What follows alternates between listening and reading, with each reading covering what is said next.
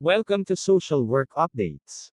In this video, we are going to talk about the following treatment sequences made by Robert Vinter.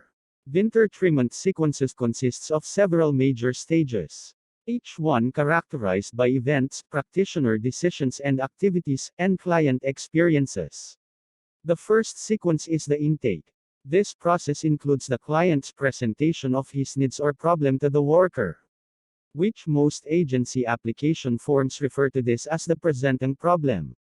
The process helps the worker to explore and study clients and his or her situation in order to arrive at a preliminary definition of his problem.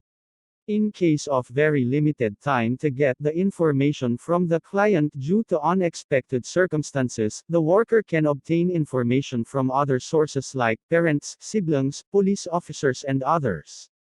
In terms of information which the worker will need to obtain will depend on certain factors such as the nature of the problem, like if the client is emotionally distorted or with serious behavioral problem, then more information is needed. The next sequence is the diagnosis and treatment planning. Once the client status is established, the worker needs to undertake a more thoroughly assessment of each client's problems. This might include the client's capacity for help and change, and also different resources which might be utilized for his or her welfare. In making diagnostic statement, the content must also include the worker's definition of the client's social functioning problem, which it clearly stated in the area of role performance which the client find it problematic, and also the worker's statement of treatment goals as well as plans for achieving these goals. A diagnostic statement is prepared for every group member, and this record is very important for the following reasons. First, it provides the worker's direction as far as a particular group member is concerned. Second, it will be the worker's basis for evaluating the effectiveness of her work with the client. And third, these treatment goals for each group members become the basis for determining the treatment goals for the group. The next sequence is the group composition and formation. The worker has two major tasks during this stage. First is the assignment of individuals client to groups, which refer to earlier discussion about the criteria for group composition. And second is the formulating group treatment goals and corresponding plans to achieve them, including group activities or program media. In a situation where a huge number is qualified for the group service, but unfortunately they cannot all be accommodated in one group, the worker can do any of the following. First, ask the agency to allow another group to be formed if it has the resources to do so.